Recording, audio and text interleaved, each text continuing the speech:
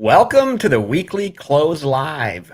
And yes, I did kind of drop it last week when Joe was away. I totally dropped the ball last week, not remembering that you were not able to make it last weekend.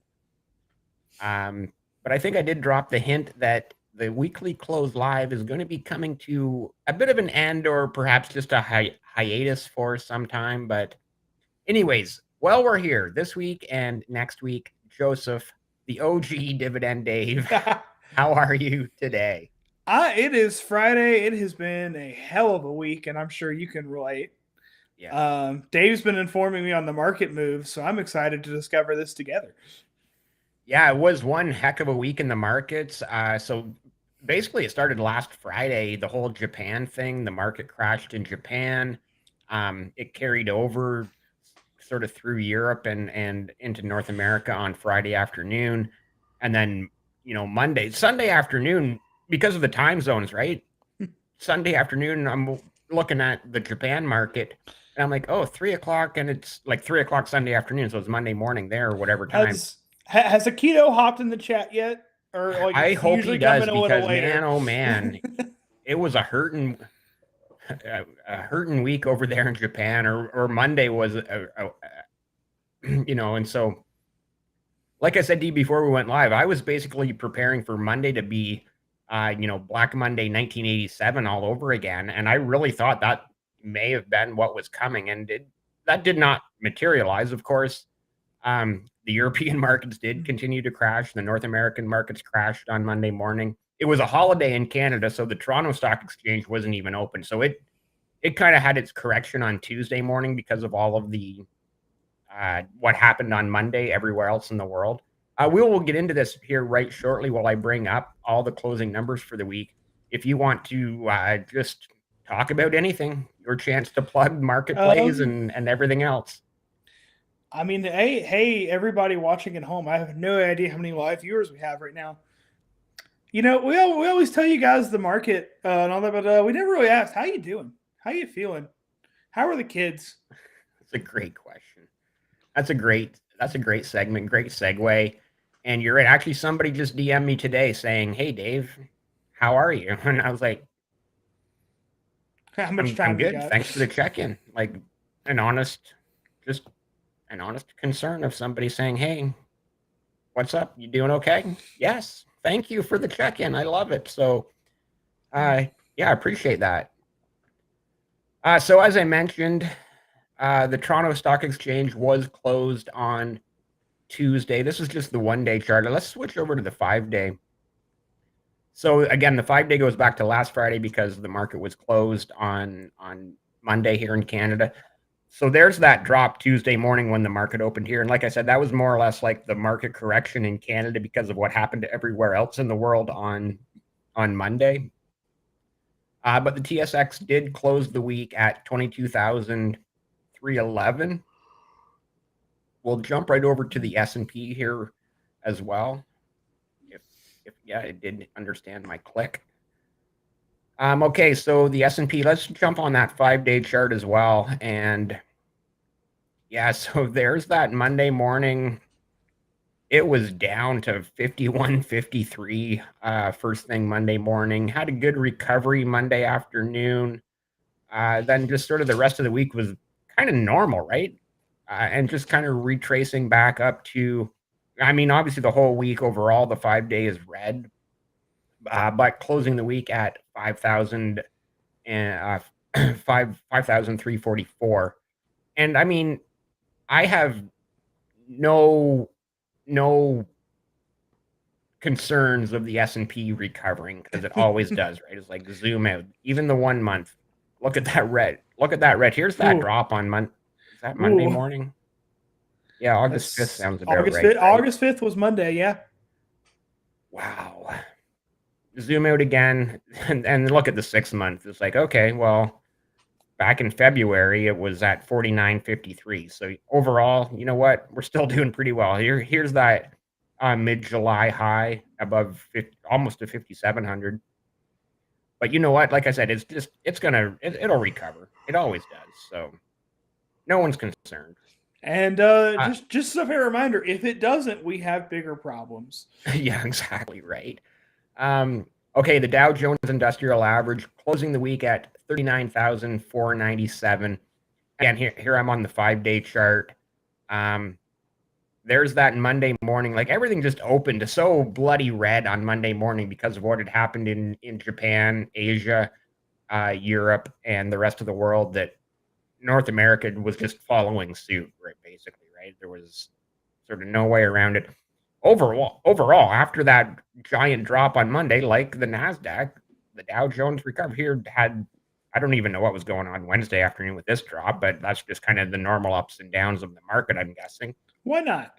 And then by the end of the week, overall for the 5 days red, but hey, it is what it is, right?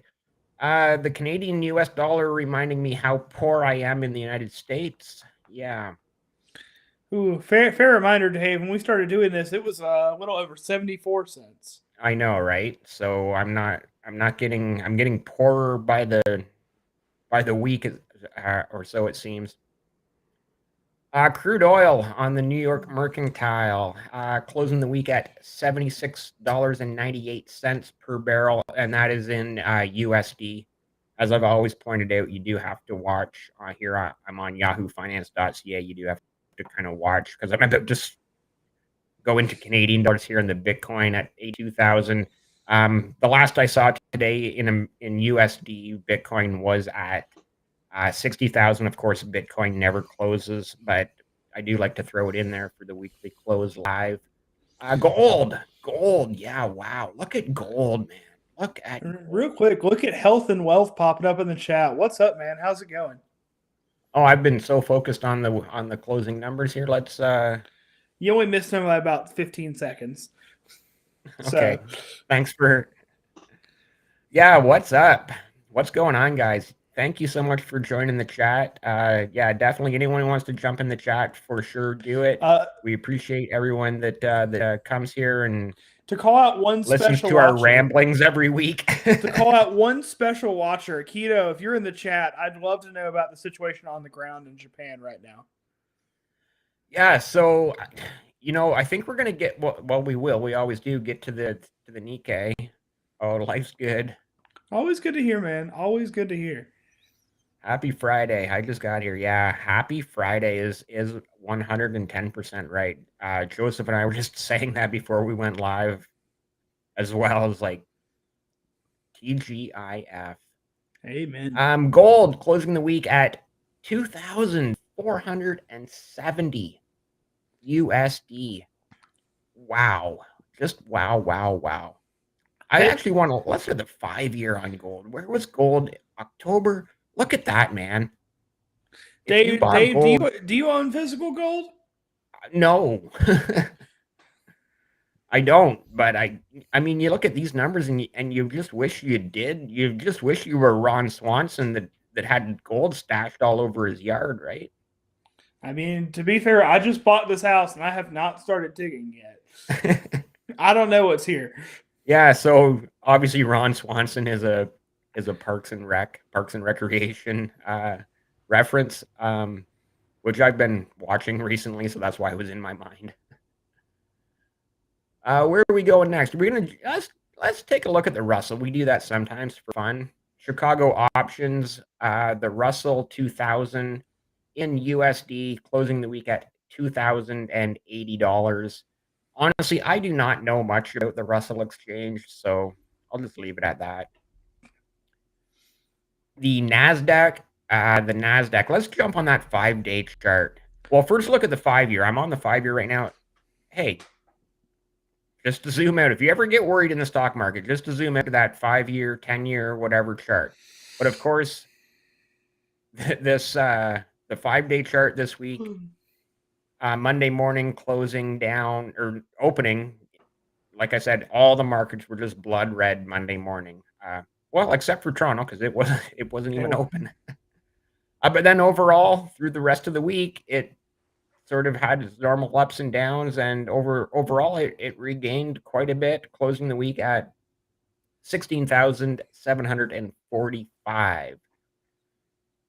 Okay, moving right along. We will get there. The FTSE. We always do. The FTSE again, same thing, right? That 5-day, that Monday blood red. Actually, it had a real Monday afternoon was a real problem over there in England. Am I keeping you up? I should have gotten a cup of coffee before we started this, is what I'm now realizing. No worries, no worries. The FTSE closing the week at 8,168 quid dollar pounds. They're not dollars, they're pounds. And yeah, the Japan actually. Oh my God, look at this. Japan's actually in green for the week. But Oh look yeah, at this divot. yeah. If you watch what happened in Japan as a whole, it was insane because they dropped like 15%. Then the next, like in the afternoon, went back up like 11. It was Right. insane. Yeah. Which So, is reflected on the chart there. yeah, it's crazy what happened in Japan. And it's crazy how Japan really affected the rest of the world. Like, I'm not even sure why Japan would affect the rest of the world the way they did in this particular instance, but that's what happened on between last Friday and earlier this week on Monday. So overall, Japan was green on the 5-day this week. Look at Japan said not today. Yeah, right. Like I'm trying to 31,000 there on Monday afternoon, and then closing the week at 35,025 JPY, Japanese yen, which is still quite a bit off of their 52-week high of 42,426. But honestly, that's an impressive recovery, right?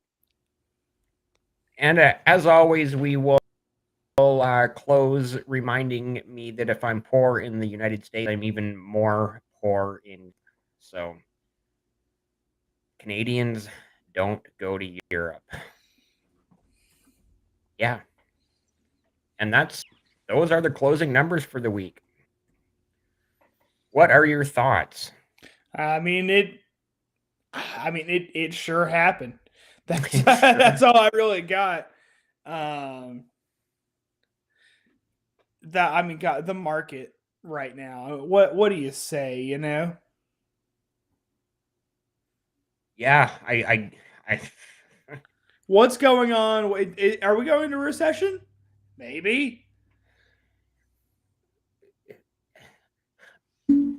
I can't even comment on that, right? Like who knows?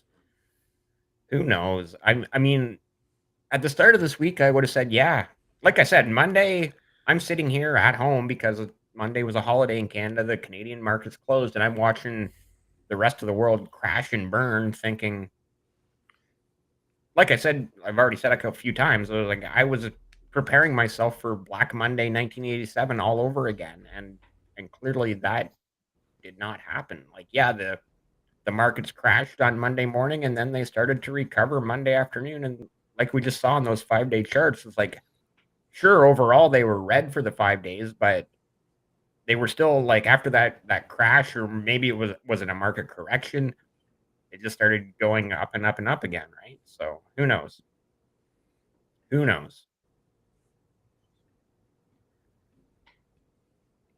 Anyway, here we are on Monday, and there are some interesting companies before open and after close on Monday. What do you have there for your thoughts on anything before open on Monday? Well, I mean, we got to go with the king, the guy, the man. Oh yeah, the myth, Berkshire the Hathaway, legend, right? Mr. Buffett, and unfortunately not Jimmy Buffett. It's 5:00 somewhere. It is 5:45 on the weekly close. The recession of August 5th, health and wealth. That sums it up very, very well. So, in the interest of big number, better person, I'm going to talk about this week solely in the term of Berkshire A stock, which is currently trading at about $650,000 a share, also known as 1/2 dividend Dave's yearly salary. Whoa, what? So that said, the recession of August 5th. yeah. Stock's up 5% this week. Shout out Warren Buffett. I mean, it's Berkshire. They're up 20% year to date, 6% over the last 3 months, 17 over the last year, 116 over the last 5 years. I mean, it's Berkshire. Yeah. Warren Buffett. I mean, he's getting up there in age.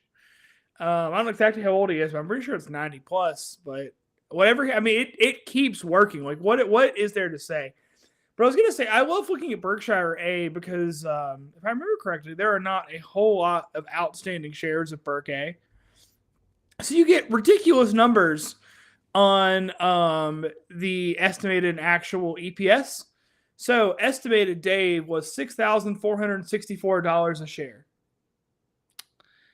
Thank God Warren Buffett came in though at $8,000. Hold on, say that number again. How? $6,464. No, 600. 6,464. Okay. Oh, sorry. That's not the share price. That was No. earnings per share. Yeah, that was the estimated earnings per share. Okay. I warned you I was going to do this, but it's okay. They solidly beat it, coming at $8,072 per share. They beat it by $2,000. Now, if you want to talk about numbers that me and you, I think, are a little more quote unquote comfortable with, people, and I guess what I'm going to define as our tax bracket, $538 a share actual, $461 a share estimated. Berk B is up slightly less than Berk A this week, but I mean, who really cares? Right. Kind of interesting though with Warren Buffett. Like the big talk of the week is Warren Buffett has been a massive Apple shareholder since like 2016, I believe, Q1 2016, if I remember correctly. Right. And at one point, Apple was like pushing half, if not more, of Berkshire's total portfolio. Yeah. Because I mean, Apple stock's up like 800% since 2016. I mean, let's be very clear. Warren Buffett bought in at a very good time.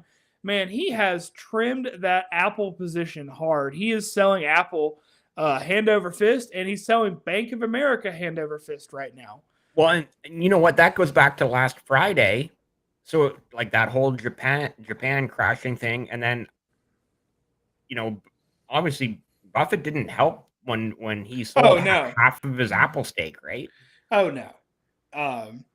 But that said, Warren Buffett is now sitting on a very, very nice mountain, like a Scrooge McDuck level of cash.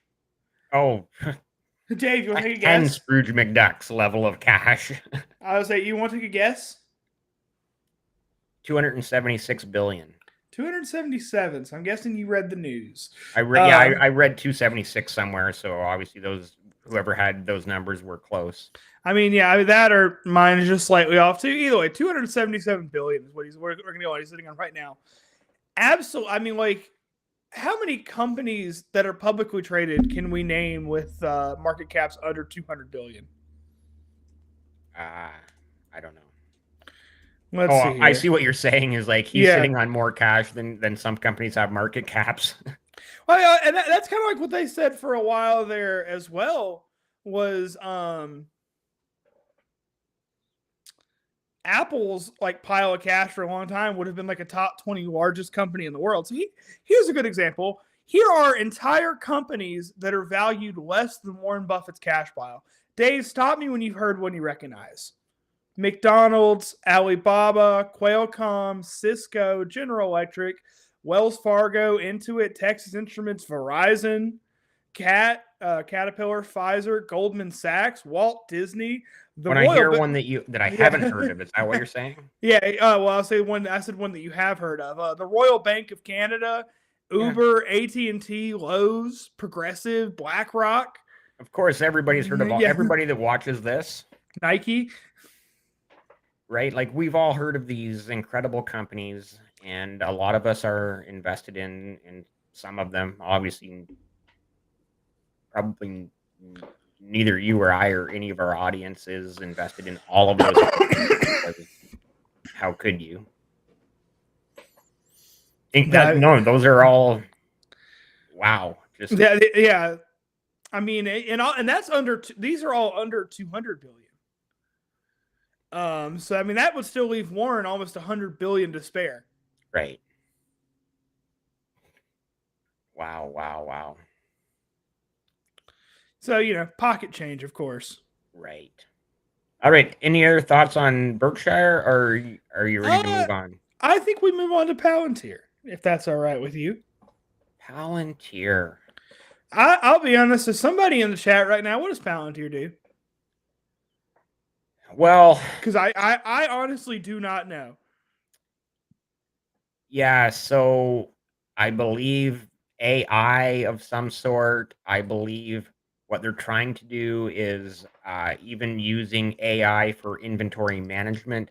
And the only reason I know that is because it came up in my actual day job there a few weeks ago, Oh, nice. and I'm not sure I never did make I was gonna crack a joke. I'm like, oh, you're just trying to pump your Palantir stock if you want to bring that in here, right? Like, so, but yeah, so I'm the same as you. I've asked the question, what is Palantir? What do they do? Does anyone really know? If anyone in the chat knows what Palantir really does, please let us know. Or if anyone can say, does anyone really know what time it is?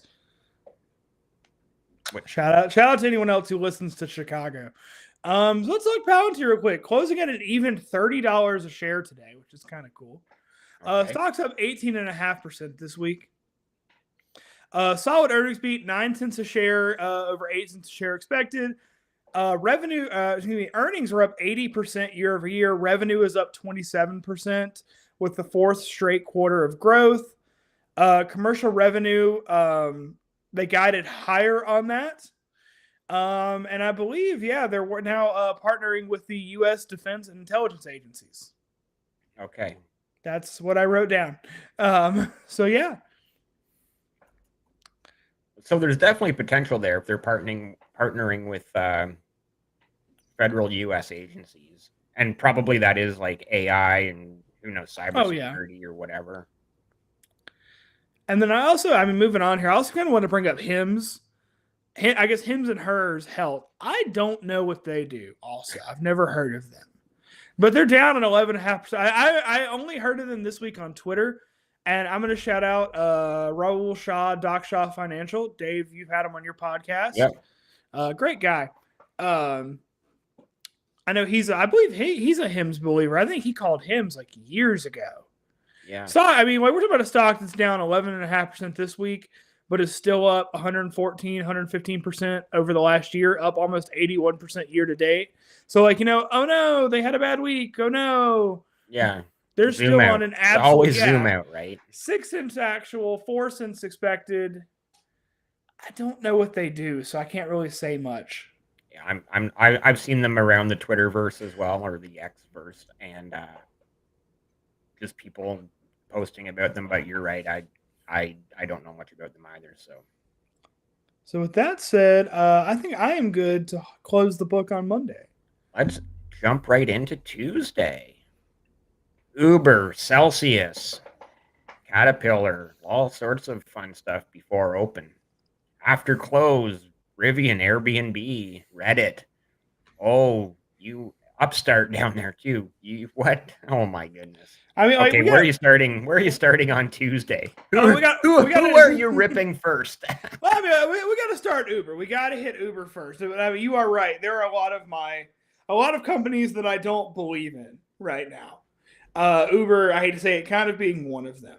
Uber's up 11.5% this week. That's not again. I'm going to complain about this every time I get the chance to. S&P 500 stock Uber. 47 cents a share actual, 31 cents a share estimated. Uber. And actually, Dave, I have a personal story from last week. Okay, sure. I had to take a 45-minute Uber, and because I'm the guy that talks to everybody, right? I make friends wherever I go. I had a very nice 45-minute conversation with my Uber driver. Oh, that's nice. I paid $63 for that Uber, which I thought was a little overpriced, but my other option was walking. So what am I supposed to do? Yeah, but how much would an actual just a taxi cab have been for 45 minutes? I don't want to know, but that's not my complaint. Like the price is whatever. I paid the price. Man, my driver got like $28 of that, like a little less than half, and I was like, that's it. Yeah, but okay, that's not that bad though, right? Like making $28 an hour, that's a decent wage. I mean, though, minus gas and wear and tear on his car. Right. I guess what I'm getting at is I feel like the drivers deserve at least half. Okay. Yeah, fair point. I was kind of surprised when I mean, granted, this was one Uber ride, and he could have been lying to me. I don't know. He could have been lying for a better tip. I don't know. But I was like, man, you are really getting like 45% of this.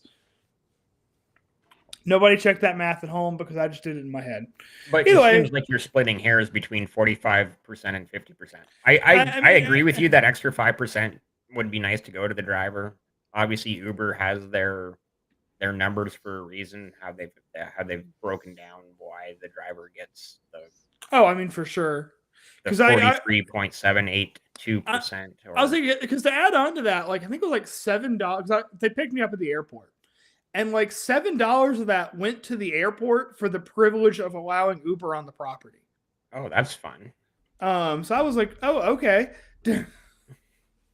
um, so I mean, maybe I'm hating on the wrong. Maybe I mean because $7 that would have put us easily over the 50% mark. Maybe I need to yell at the airport I was at. Yeah, right. But yeah, back into it. Let's see your Uber. I already talked about up about 12% this week. 47 cents a share actual, 37 cents a share estimated. A very solid, almost, I mean, really 50% earnings beat right there. Revenue's up Yeah. 16% year over year. Dave, Uber made 10 point, I mean, this is revenue, top line, $10.7 billion last quarter. Wow. Absolutely insane. Delivery revenue was up 8%. Mobility revenue, whatever the heck that means, is up 25%. Gross bookings as a total saw a 19% increase year over year. And total trips saw a 21% increase. If taxis weren't dead before, they sure are now. So this is actually a great spot to bring this up to, where we always see those posts where Uber does not own any cars, Airbnb does not own any property, They do and not. obviously we'll get into Airbnb when we get into the after close here on Tuesday. But just interesting the way both of those companies became huge disruptors. Obviously, Uber to taxis and Airbnb to hotels and other places to stay. Right. Oh yeah. I mean, I'm not gonna say I'm very guilty of using both, but I do have complaints about both platforms. I've never been it. I've never used an Uber and I've never stayed at an Airbnb, but that's because I'm old and live in the middle of nowhere in Canada, so I don't have any real need for either of them. Well, like I said, this is like I took 2 Ubers in the last week, which were my first 2 Ubers in like 4 years. So But fair enough. Fair point. it's not exactly a daily thing for me. Right, right, right. But that I said, don't think we can't not talk about Celsius. oh, you mean Fahrenheit? Yeah, let's talk about Fahrenheit. Um, Now that you finally have Celsius in the United States, I think you can get rid of Fahrenheit. you know, I'm dead serious about this. Um, Joe Biden, I know you're watching. We were chatting before this. Hey, He's already listen. We've been going let's for nearly 30 minutes. He has fallen asleep at this point, and everyone knows look it. look, bud. I don't care what he's up to. I just want him to hear one thing. Let's just switch to metric. Let's just do it. Like I am such a supporter of that. Like let's just I mean also like I was talking to someone about this the other day. They're like, how far away is the airport? And I was like, oh, about an hour and a half. And they're like, well, how many miles? Bro, I don't know. I know. I couldn't begin to tell you. You're like, check it. Google Maps will tell you how many miles it is. I will tell you how long it takes me to get there. I'm just like, I mean, like at least here in the U.S., most of us can't really quote miles to like that anyway. We measure distance and time. Yeah. So I mean, like, what do kilometers really mean? I'm not going to tell you how many kilometers away I am from Toronto. I'm going to say I live about 2 hours east of Toronto. It's a 2 hour, Exactly. right? But either way, talking again about Celsius, not the drink, of course, the temperature, down about 14% this week. Celsius had a rough week. 28 cents a share actual, 28 cents a share actual, 24 cents a share estimated. So, we do see a little bit of a beat on earnings there, but basically, tell me, Dave, if we've heard this before. Revenue was weak, and looking forward, sales and sales growth aren't looking great. Wow. Well, I can tell you right now, I can give them an easy way to improve their sales growth. Go on. So, how many flavors of Celsius are there in the United States? I can tell you I've never had a single one, so don't ask me. No, but there's got to be what, 15 different flavors, maybe 20. Who knows? Right? Let's see here. How many At least flavors? 12. I'm going to say at least minimum 12 different flavors of Celsius in the US. 18. 18. Okay. So an easy, like this is just easy money. Take some of those 18 and add them to the 4 that are available in Canada. Like just add another 4 in Canada and bang, there you go. Easy, right? Because to this day, I've only ever seen 4 flavors available anywhere in Canada. So that's my advice to Celsius. To be fully honest, I don't even know for a fact whether my local supermarket carries Celsius. I'm sure they do. I mean, like, you're totally right, but I've never really looked for it. Now I have to. I have no interest in trying it, but now I have to look for it. Are you not an energy drink guy? Do you not like Red Bulls, Rockstars, Monsters? So when I used to work retail, and then before that, I was a glorified lifeguard, but I don't know, I wasn't allowed to get in the water. I don't really know what you'd call my job. Oh, that's an Olympic lifeguard. well, no, I was a pool boy, is what I was basically at a 5-star resort. But at both those jobs, I was on my feet all day, and I mean, working both at the grocery store and at that, I could put in 60, 70 hours a week, and they wouldn't flinch. Right. Red Bull got me through a lot of clopins. Nice. Or all-day shifts. But since I quit that job, I was like, oh, man, my heart probably doesn't like 4 to 5 Red Bulls a week. No. I thought you were going to say a day. I was like, ooh. Don't get me started about when I worked at a Starbucks. I would drink espresso until I couldn't anymore. Like, I hit 20 shots of espresso before 6 a.m. multiple times. Oh, my. Okay, enough with the Celsius and the energy drinks and the caffeine. Let's keep moving. Anything else there from before open on Tuesday? Caterpillar? We'll hit Cat real quick. Stock's up about 3% this week. Earnings $5.99 a share actual, $5.58 a share expected. I mean, Dave, it's Cat. It's Cat. I mean, it is. I don't like to use this phrase because it really does come. I feel like it comes across as investment advice, but I mean, there are certain stocks that, I mean, come on.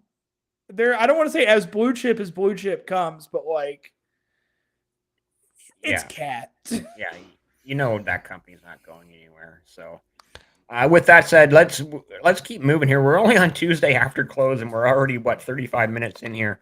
Hey, shut up. Close. Sorry, what's that? I said, hey, shut up. I'm not trying to think about that yet. After close on Tuesday, Rivian, Airbnb, Reddit. Those are the ones that jump out. An Upstart down there too. Oh my goodness. All right, Dave, we're going to do a quick hit of my favorite Tuesday after close. Super Micro Computer Inc. Down almost 23% this week on really bad, like 25% missed earnings. $6.25 actual, $8.10 a share estimated. Profit forecast disappoint. Profit overall disappointed. Moving forward, they lowered expectations. They are a little bearish on the future. Dave, is the AI hype over? No. Well, Dell and SMCI might think so. Also, big problem with SMCI was the gross profit margin was expected to be like 14.5%.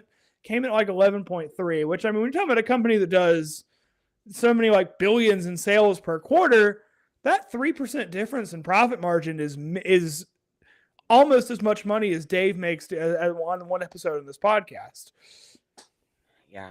I was actually thinking about how much Mr. Beast makes on a video that gets 100 million views. That's another podcast. So now we got to hit Rivian, a company. Like I keep saying this, like Rivian. The Robert Scaringe, I think is your name. Scaring. I remember how to spell your name because I looked it up this morning. What are you doing, bud? It's right there. Like, I mean, it's right there. Come on, like you are easily the number 2 electric car on the market. Like, and you have more longevity than anyone not named Tesla. What are you doing, man? Like, you have a money printer. Use it. How is there one profitable EV company? How?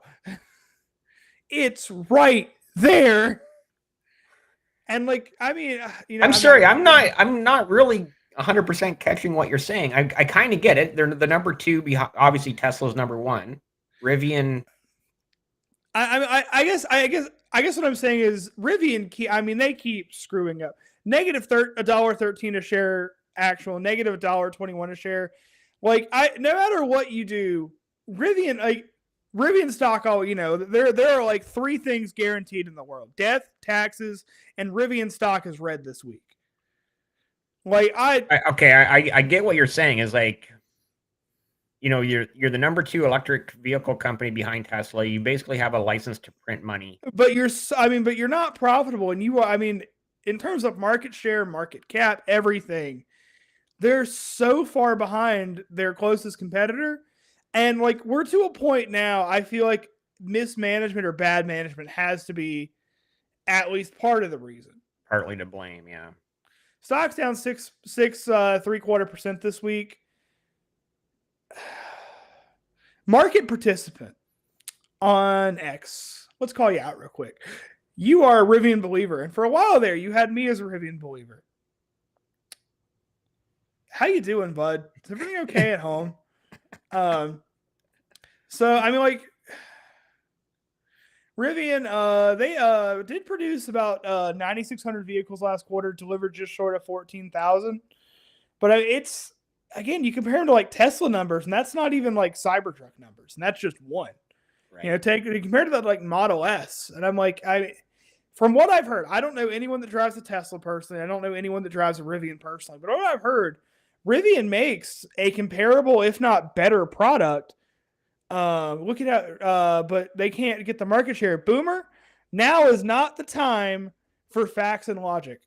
Now is time for me to make an unhinged rant that everyone goes home and is like, what the hell is he talking about? Now's not the time. I mean, you're totally right. I mean, like I'm not happy about it, but you're totally right. Look at how few trucks they sell. And he's right. Well, he's seldom wrong, right? He's got the okay. He does have wisdom. You wait until we get off the podcast before you say that, because I do not want that going to his head. Oh, he knows how much I appreciate him. I do love Boomer also. If there's one person I can like count on for snappy comments below my tweets, it's Dividend Boomer. And I look forward to it every time. All right, moving on. Airbnb, the company that, like you said, owns no houses, down 11.5% this week, give or take. 86 cents a share actual, 90 cents a share estimated. Let's see, what are we down? We're trading about 115 a share. I'm looking back. I bought Airbnb in 2020 at $1.56 a share.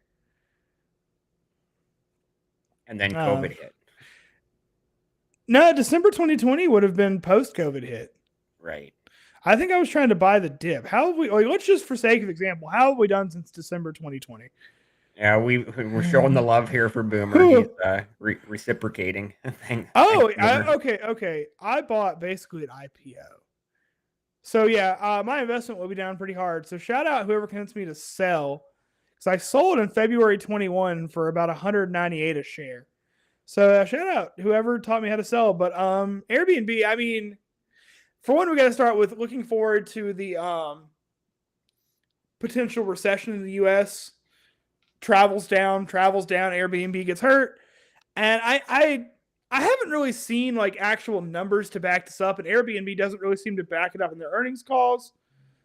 But I feel like public opinion I mean, it has turned on Airbnb. It has in so many ways.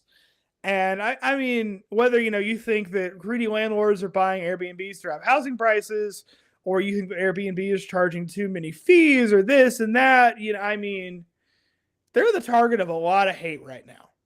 Yeah. I'm not going to make the argument whether that hate's justified or not, but like, it's got to be affecting the top line. It has to.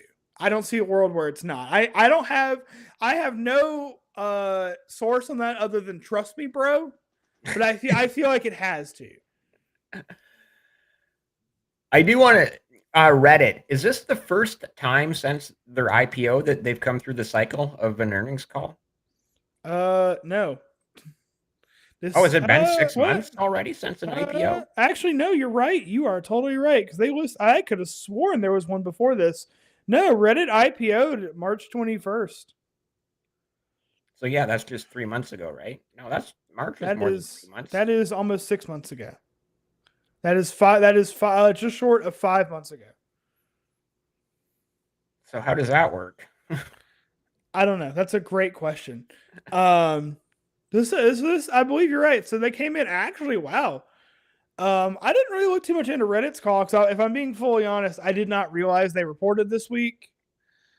But actually, like looking at the top line numbers, they don't look half bad. Reddit came in at negative 6 cents a share actual, which I mean we all knew that Reddit's not profitable, but they were estimated at negative 33 cents a share. So I mean that's a very solid revenue beat and a narrower than expected loss per MarketWatch.com. Despite that, stock was still down almost 10% this week. So what is that stock trading at right now? Just out of curiosity. $52.75 a share USD. So that's up from its IPO. Yes. Oh, okay. And that also said daily active users were actually solidly up. 91.2 million last quarter versus 60.4 million a year ago. Yeah. Wow. Man, why were they down? Everything looks good.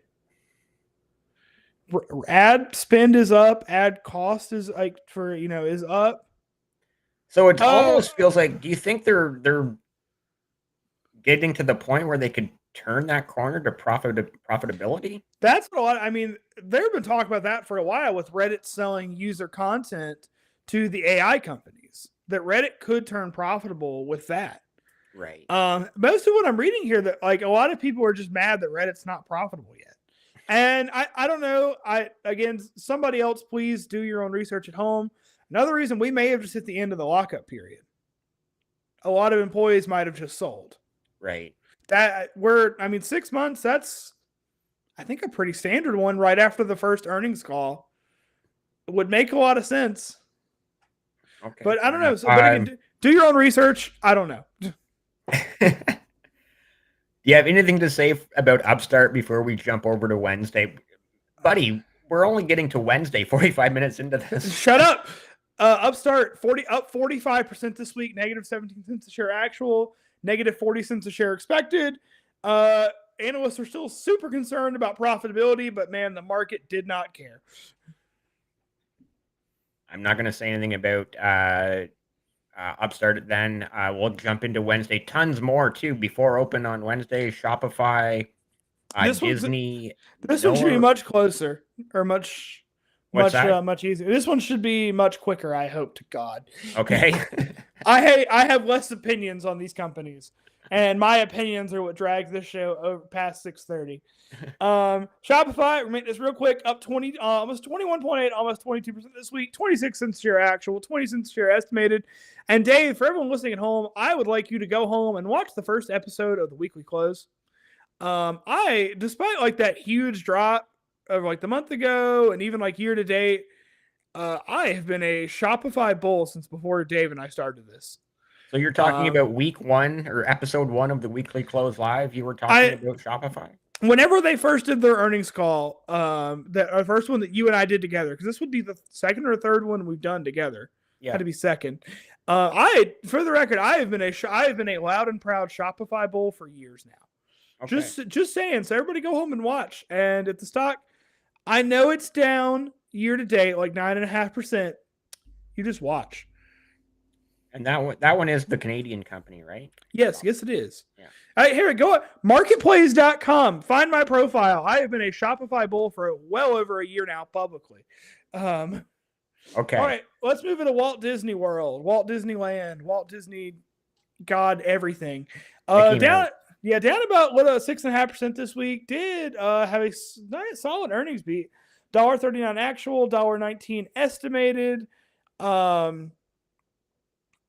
mean, box office is down. Disney hadn't had a big hit in a while. I mean, I'll give you this. Inside Out 2 is like the highest grossing animated film ever, which, by the way, if you saw it, if you haven't seen it yet, I don't think it's that good. We went to go see, like, when we heard how good it was supposed to be, we went to go see it in theaters. Sorry, guys. 2024, Disney is at $3 billion in global ticket sales. I mean, you've seen a lot of disappointments. Deadpool and Wolverine, from my understanding, hasn't quite gotten up to expectations. Kingdom of the Planet of the Apes, I didn't know that was a movie. The First Omen, also haven't heard of that. Have kind of been their 4 big hits this year, and they're not doing great. Deadpool and Wolverine was awesome. In my opinion, the first 2 Deadpools were better, but it was still an incredible movie. And of course, I am now on a mission to get Ryan Reynolds to like one of my tweets. So everybody who's watching this on X, just spam at Vancity Reynolds in the comments, please. Eventually, he will like one of my tweets. One day. One day. It'll happen. So let's move on to good old Ozempic. Novo Nordisk. Up about 1.5% this week. And I got to shout out Novo Nordisk. They're putting like $5 billion into my local economy. Shout out you guys. Because they're building their North American headquarters near here. 65 cents a share actual. Dave, you're going to like this. They're estimated with 69 cents a share. Is that supposed to be funny? I don't know. Knowing your sense of humor, I mean, I figured it would be. Okay, sorry. So their estimate was 69, and what was the actual? 65. Oh, so they came in below. They missed the 69. Yes. I hate when that happens. Stock's still up about a little more than 1.5%, 1.6% this week. I mean, basically, we saw of their drugs, Ozempic sales missed, and Wegovy, which is another weight loss drug, hasn't quite taken off like people thought it would yet. Right. CVS, Emerson, Lyft, Sony. I'm skipping all the way down to Lyft, who, unlike their counterpart Uber, was down 14% this week. 24 cents a share actual, 19 cents a share estimated. Shout out Lyft, who's been fully profitable for like a year now. Okay. I did not. I'll be honest. I didn't think you guys were going to make it. Yeah, golf clap. And this is my favorite part of their earnings call. So, Dave, I mean, you're aware of surge pricing. Yes. Well, God, even Wendy's is doing it. That's exactly where my fast food brain was going. And I mean, everyone hates surge pricing. Like, as a consumer, nobody wins. And Uber is declaring war with surge pricing by offering price lock. And Dave, you want to guess the quote that Lyft CEO just used to describe how he feels about surge pricing? I have no idea, but I think I love whatever he probably whatever he said, because I'm just thinking like, rush hour in a big city, and instead of getting gouged, you're just getting the normal price. That sounds good to every single consumer out there, right? Yeah, well, good old Lyft CEO David Risher is going to open up a can of whoop ass on surge pricing. Quote from the earnings call. Open up a can of whoop ass on surge pricing. I love it. Like I said, I am also a Stone Cold fan.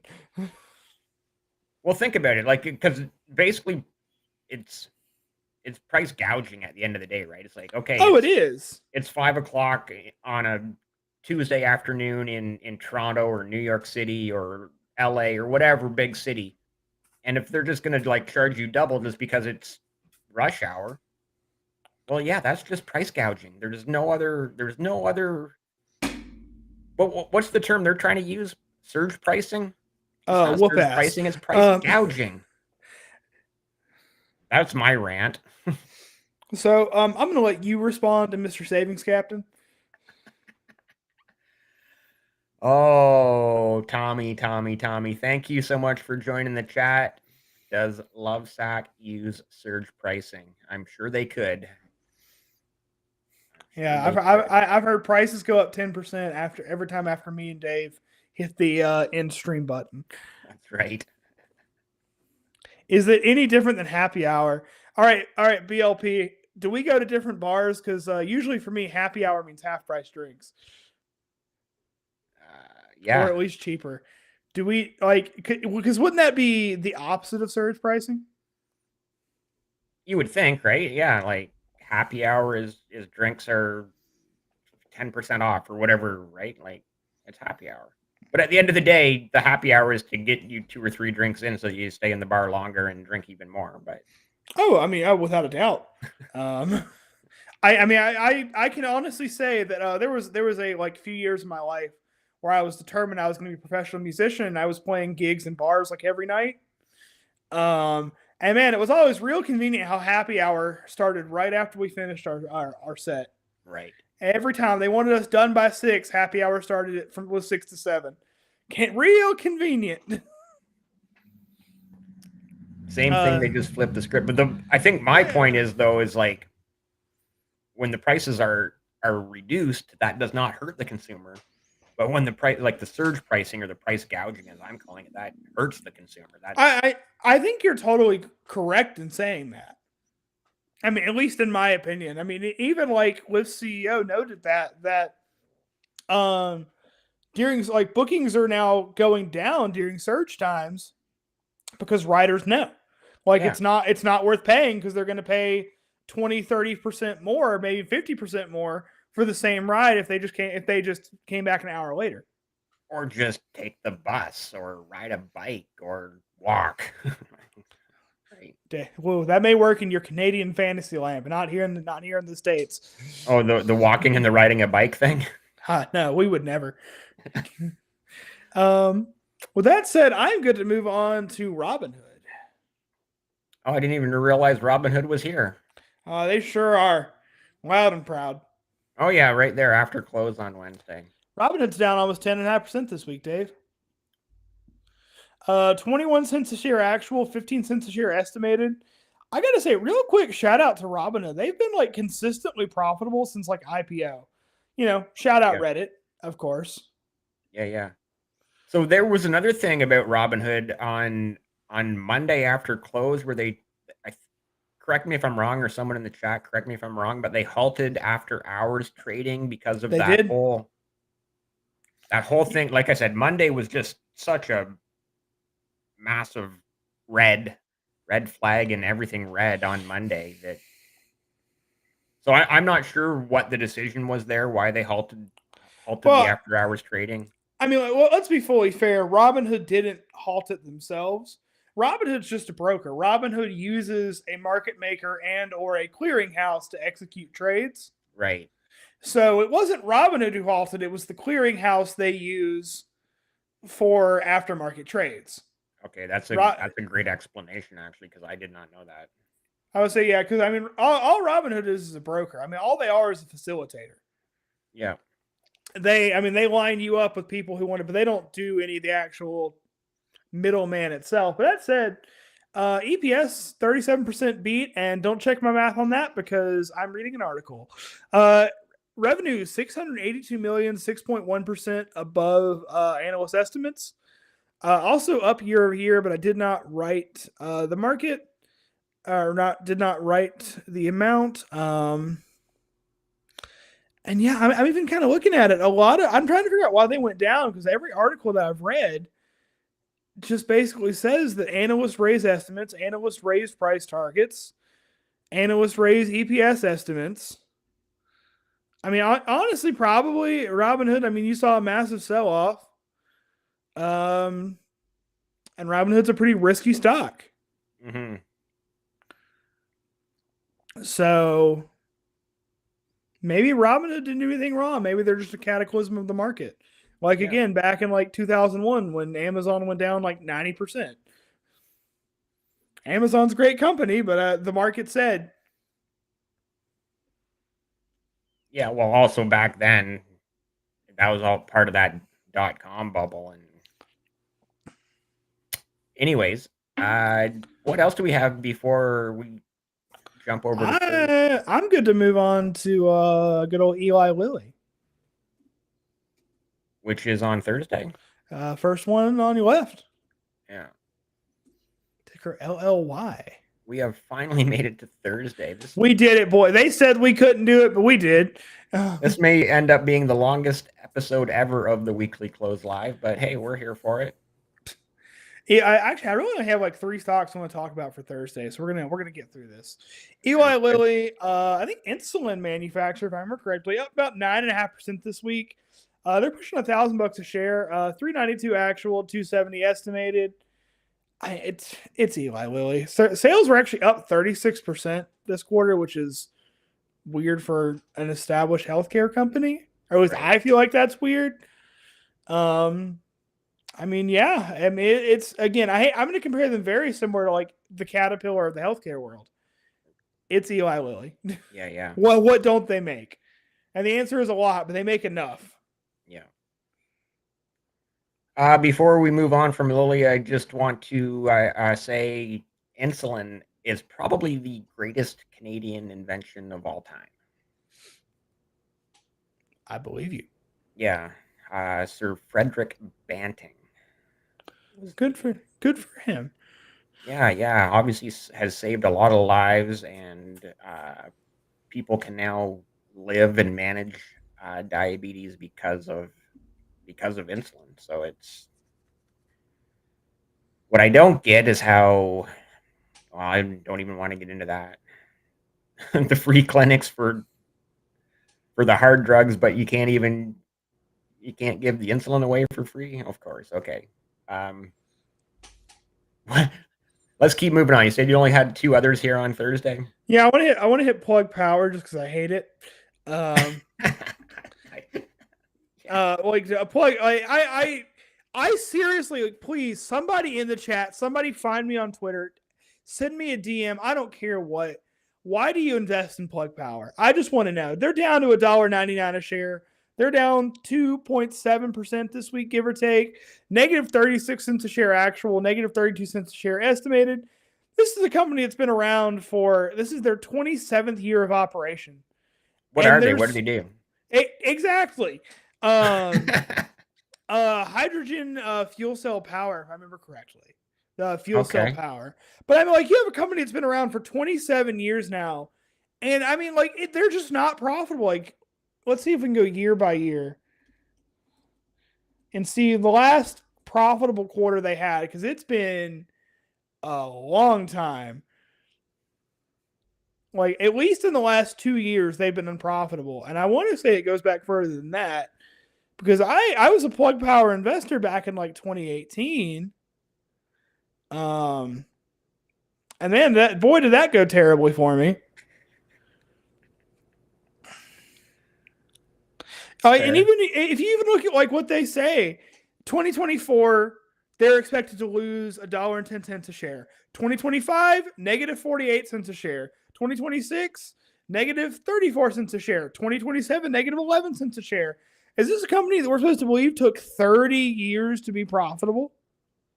30 years? Like, but yet we're killing Reddit for not being profitable in their second public quarter ever? Oh, here we go. I got the EPS since 2010. I found it. Okay, let's see here. Quarterly EPS has, the last profitable quarter, the only profitable quarter in company history, Q4 2014. It's been almost 10 years. But since the last time they were quarter profitable. out of 30 times, almost 30 times, 120 quarters. We'll call it. We'll just round up to 30 years. 30 times 4. That's 120. Why not? 120 quarters, and you've had one. One profitable quarter. Yeah, I'm not sold on this company Man, either. and they weren't even profitable for the year. They were down negative 12 cents a share for the year. This company is depressing me. Can we talk about something else? Dave, we can hit another depressing company. We'll hit Unity real quick. Okay. Unity Depress me even more. dead puppies, man, dead puppies. Unity up about 2.5% this week. As your dog's barking, you're talking about dead puppies. She's fine. She's well past the puppy phase. Negative 32 cents a share actual, negative 40 cents a share estimated. Unity also not profitable. Also another 20-year-old company, but I mean, I don't know. They're a little more, maybe I give Unity more passes because they're a little more in the tech space. I don't know. Unity has made, we talked about this during the last earnings call, some very customer unfriendly moves over the last couple of years. And I gotta say, it's kind of nice to see the market like really punishing them for it. Like, I mean, like you do, like they really like, you know what I said? Whoop ass earlier. Unity fucked around, and now they're finding out. They really are. No, I get exactly what you're saying. Is if like, yeah, if you're not making your customers happy, the market should punish you for it, and that's just, it sounds like that's what's happening. I mean, that's exactly what happened. Like their whole thing, and you and I talked about this during the last earnings call. For anyone who hadn't found us yet, the big thing that they did that was so consumer unfriendly is they were like originally like a pay per use software, and you could publish games, and then that was just kind of it. But now they want a kickback, like it's like 3% per sale or something of every game sold, which, as you can imagine, people really don't like. Right. So people can go there and develop their own games. Yep. And sell them. Yep. And then they want to have a cut of that. Yep.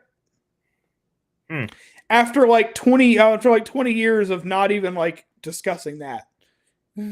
Yeah, maybe they should have brought that up 20 years ago and it was just part of the normal thing from the get-go, maybe. And then that would have been a much better idea from a business standpoint. Then they would have been profitable long ago. I mean, to be totally fair, prior to that decision, this is probably why I give Unity more of a pass. Unity was profitable until Q2 of last year, which is right around when that announcement came out and everyone said, wait a minute. Because they were profitable. When they IPO'd, they were a profitable company, I believe, because they only IPO'd back in 2020. And at one point, they were considered to be one of the biggest metaverse plays out there when that was still the big thing. Right. But no, I mean, they made a very consumer unfriendly decision, and they're getting punished for it. Yeah. Good. Yeah, that's the way the free market is supposed to work, right? Amen. Paramount, or are we moving to Friday? Is there anything today? I mean, we'll do. I didn't look up Paramount at all. I'll look up Paramount real quick. The dumpster fire. Paramount down 7.21% this week. 54 cents actual, 12 cents estimated. That's like a 400% beat. 450% beat. What happened? What happened? Why are they down? That's huge.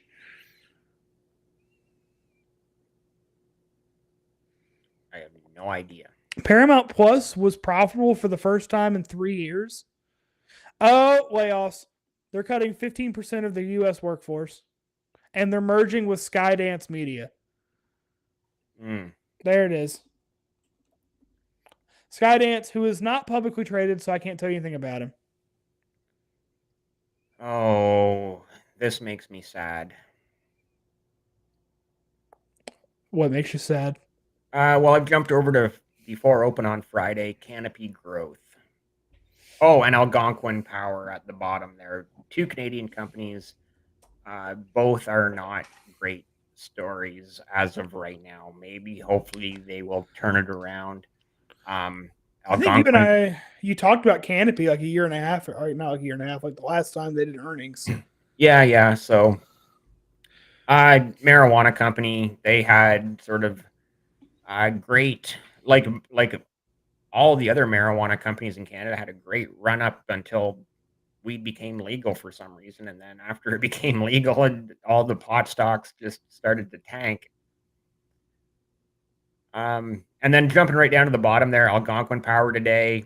About a year ago, it cut its dividend by 40%, and today it cut the dividend by another 40%, which obviously caused the stock price to drop massively. So, yeah, not great if anyone is still invested in Algonquin Power. I did sell out of my shares a while ago. I kind of one of those just take your losses. And as today, I'm glad I did because it would have been an even bigger loss if I hadn't have done it sooner, right? So, what do you have for anything you want to discuss from I mean, Friday's call? I yelled about Rivian, so I'll yell about Nikola real quick. Okay. Who I'll be honest, I'm going to be fully honest. Actually, BLP, that's a really, really good point. If you want to highlight that message. Yeah, yeah. Bringing it up now. Oh, I thought I was. Okay, Nikola up 16.4% this week. Wow, another company that loses insane amounts of money. Negative 267 a share actual, negative 276 a share estimated. Which actually was kind of goes back to what Boomer was saying. What boosted Nikola was demand for trucks. Huh. With deliveries and demand rising for both. Wow. Hmm. They sure did. Oh, and they're now they signed a deal with Walmart Canada to make trucks for them. Oh, that's interesting.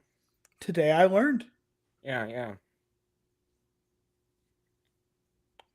Anything else that we want to discuss about Friday? I mean, I other than go home, hug your families, have a great weekend. I got nothing. Nice. That is awesome. Wow. Wow. What a crazy week in the market. In the markets as we're watching obviously Asia, Europe even, and then here in North America, just a crazy, crazy week in the markets. But hey, that's part of what why we love it, right? Amen. I mean, it's the reason that we have a platform. Exactly. Exactly. All right, buddy. Joseph, so great seeing you, OG Dividend Dave. Um, we will see you here again next week. Oh, we got one more comment here in the chat. Blind Luck saying, yeah, after all the drama this week, the S&P is only down by 0.04%. So, you know, kind of makes you think that next week is going to be a sea of green, but who knows? Who knows? Never know.